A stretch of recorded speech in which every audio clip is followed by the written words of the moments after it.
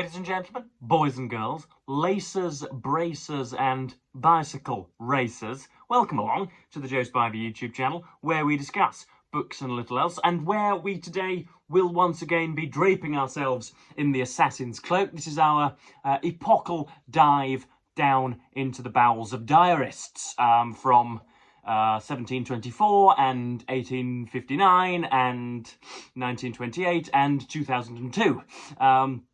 Yes, we will be hearing today from who will be we'll be hearing from? We'll be hearing from the prima donna of diarists, the sort of the very first diarist and perhaps most memorable and prominent, and we will be hearing from Chips Cannon commenting on Benito Mussolini and others as well, so stay tuned for that. But as per usual, there is a preamble. There is to be a rambly introduction. I'm going to once again reacquaint you guys with goings on here and my life at the moment. You join me on a dour Sunday here in the United Kingdom. It does not augur well. There are sort of regular clouds which are conglomerating to make bigger, darker, bolder, duller clouds, which of course will not hold their drink for very long, and that is not good because my favourite rugby team, Hulkingston Rovers, are playing the Leeds Rhinos at home today. The Leeds Rhinos are not really much of a bogey team, but they are a team against whom we tend to struggle. They are, I think, third or fourth in the league, and play a style similar to ours. So it's more of a chess match than a brutish arm wrestle, and the rain tends to equalise teams, as it did in the Challenge Cup final all those weeks ago, and so I think a wet pitch will not do us good, and so that might mean that we're drawn once again into a sort of luckless tussle. But yeah, that's happening. England are playing India in the cricket, and having been utterly dominated for the best part of 4 days, having lost probably 11 out of the 12 sessions which have been bowled and batted since Thursday, England can, with a little bit of reserve and a little bit of sort of patrician respectability, they can somehow force a draw today. As I say, if they play with a degree of abstemiousness and of caution, then they can bat the day out, which would be nice to see, even though that is completely antithetical to their ideology at the moment. Again, for those of you unaware, they have, well, for the last two and a half to 3 years, they have been somewhat indoctrinated by a coach and a captain who want to win at all costs. They would rather lose having attempted to win rather than do the respectable thing and bat out for a draw. So we will see what happens today. We will see what happens today. I think Donald Trump is more likely to admit defeat after an election than England are to bat the day out for a draw. But who knows? Posterity may counteract me. But there's that. Obviously, we've got a crying chancellor here in Great Britain at the moment. Rachel Reeves, because she's had terrible difficulty with the purse strings, and because Keir Starmer has had to slowly row back on very many welfare reforms, he did not rule out a switcheroo at the top, and so Rachel Reeves was spotted tearing up at Prime Minister's Questions Time on Wednesday. Also, she looked as if she had baggy eyes. She looked much the worse for wear, poor cow. And so we of course wish her well, but we wish also that she would change tack. It's difficult, isn't it? We live in a very, very emotive and emoting era. It's hard to imagine the Earl of Burlington crying beside Lord Derby, or Nigel Lawson crying beside Margaret Thatcher, or Brown crying beside Blair, and yet there she was. There she was emptying her ducts. But yeah, so there's that, and then we have, of course, a few sort of radical left-wing independents who are, Jeremy Corbyn and others who are perhaps looking to form a sort of, what should we say, mirrored antimatter to the Reform Party here in the UK. Some sort of customer-funded, grassroots, grounds-up left-wing party to battle Nigel Farage. Jeremy Corbyn doesn't quite have the charisma of Mr. Farage, but we can hope.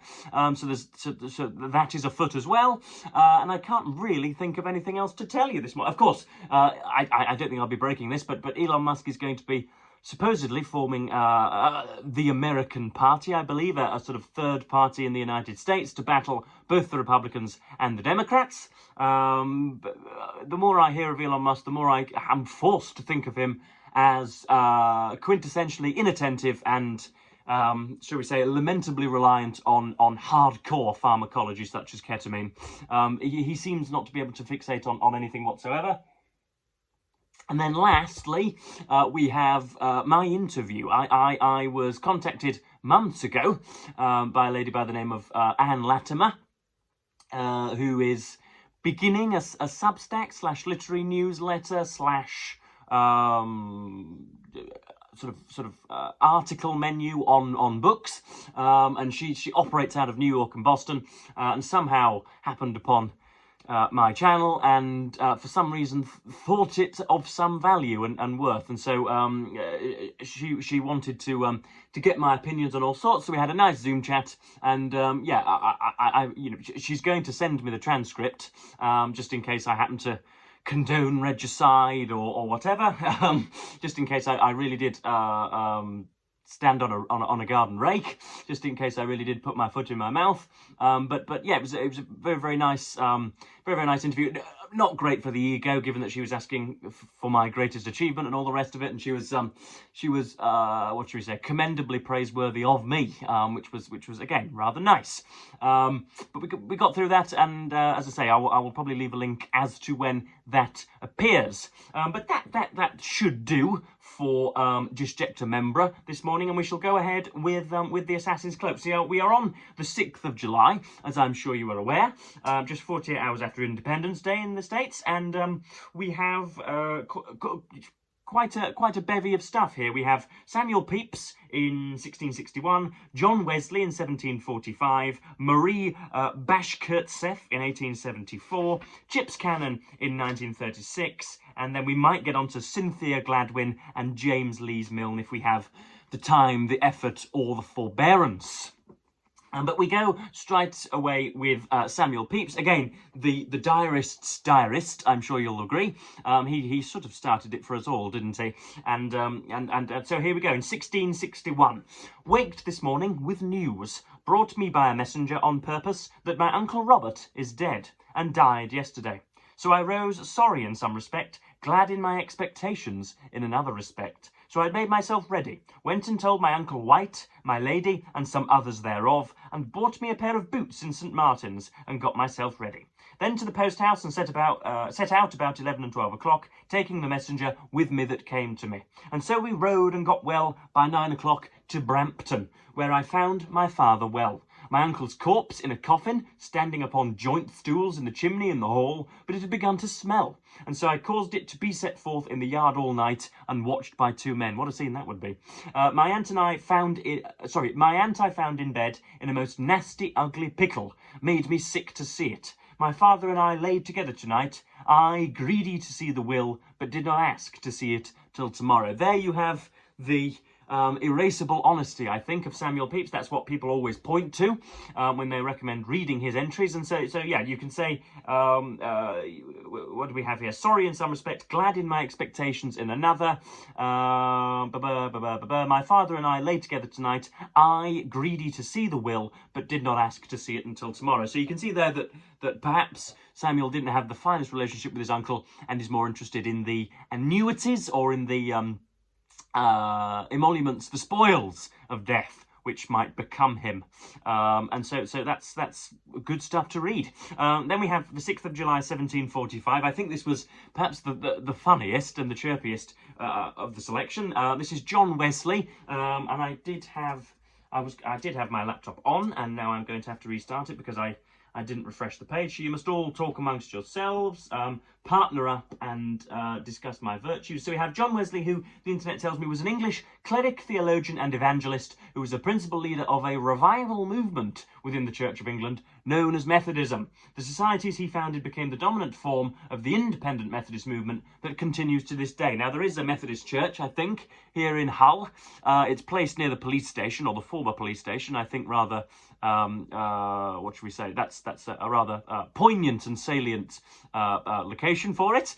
And it's got one sort of... Oh, no, sorry, I'm lying. That's the Church of Latter-day Saints. Where is the Methodist church? I can't think. There is a Methodist church here, but I was about to mislocate it. But yeah, this is John Wesley, the theologian, and he talks about abstaining from tea. Now, I dedicated an entire video to my ridding myself of coffee a little while ago. Of course, I've reneged on those promises, and I am hyper-caffeinated once again. Not at the moment, but I shall be in an hour or so's time. But yeah, interesting to hear what somebody else thought of it and how very similar thoughts they were to mine. After talking largely with both the men and women leaders, capital L, presumably of the church, we agreed it would prevent great expense as well of health and of time and of money if the poor people of our society could be persuaded to leave off drinking of tea.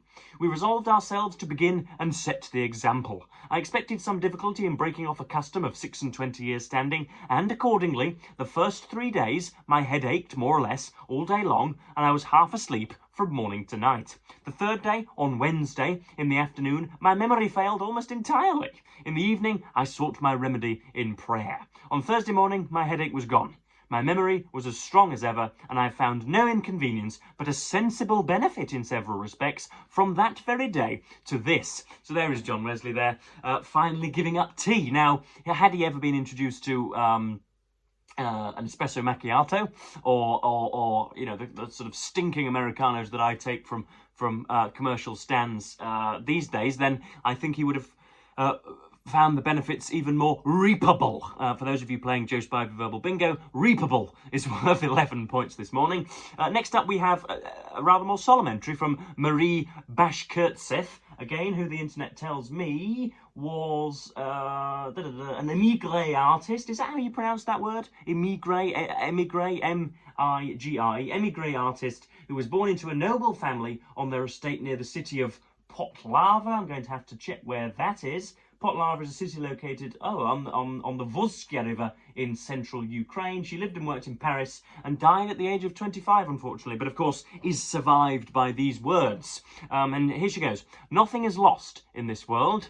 If we leave off loving one person, we immediately transfer our affections to somebody else, even without knowing it, and if we fancy we care for nobody, we are mistaken. A little bit poor on the punctuation there. There should be something before the we are mistaken, but again, if she's teary-eyed, then we can forgive her that. If it isn't a man, then it's a dog or a piece of furniture, and we love it with the same passion, only in another way. If I loved, I should like my love to be returned with equal strength. I should not even tolerate a word from anyone else, but such love is not to be found. Therefore, I shall never love anyone, for no one will ever love as I could love. Now, again, that's a bit more lachrymose than I would like.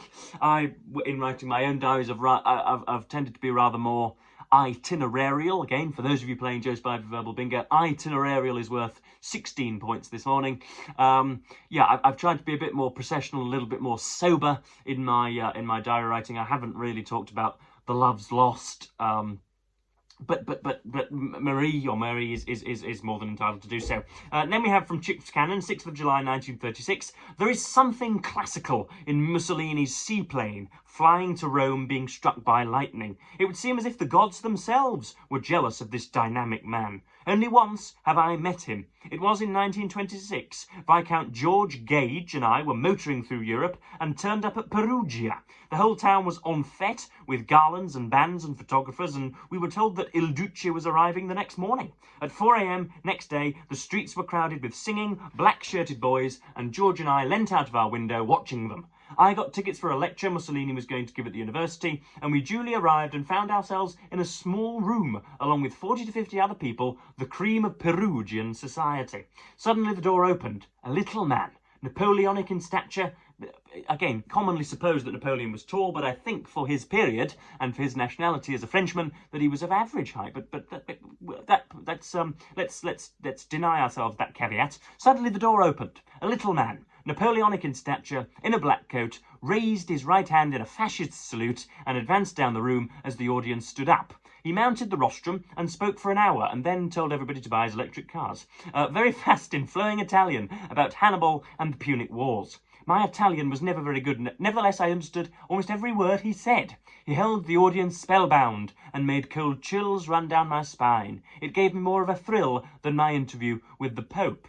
When it was over, we were led up, because we were English, and introduced to him, and I shook his warm, big hand. This is my only personal contact with Mussolini. Now all our Roman friends meet him often, as during the past few days he has deigned to go out into society. Now I love those particular accounts. It's why I enjoyed William Shirer's Rise and Fall of the Third Reich so much. When you hear about the small, minuscule, infinitesimal specificities of a very, very big figure. So when we see Adolf Hitler, the former Führer of Germany, all we really see nowadays, rightly, is a bigoted regime and 6 million slaughtered Jews. When we see Mussolini, all we see is a sort of rabidly violent fascist whose country didn't have the sort of the backing to follow up on his words. When we see Joseph Stalin, we see another repressive regime. But when a diarist or a writer or a historian goes into how Kennedy buttered his toast, how Chairman Mao smoked his pipe, how Charles Darwin slept beside the captain of the Beagle or whatever, when you go into those smaller sections, when you get a personal grasp of the man, that is, or the woman indeed, that is, I think, most instructive. So I think we'll probably end it there. We've done 15 or 16 minutes, and the entries probably aren't going to get any better. So yeah, that's our assassin's cloak for the day, for the week rather. And because I'm about to set writing 10 to the dozen on a novel, on my novel, I am probably going to be heavily reliant on this book to give me material so as to keep feeding the machine, so as to keep placing these videos on your platters. But yeah, I have had a good week, and believe it or not, I haven't even mentioned the Tour de France in this video. That has just occurred to me. But yeah, I'll be watching the bike racing soon as well. So so yeah, I will probably end this video here, yeah, I'll go and watch some traditional English sport, and hope indeed that you enjoyed, again, another look down the ages. So I will, as per usual, thank you ever so much for watching BookTube, and keep you on tenterhooks for the printed interview, and bid you those fondest of all of those earthly farewells.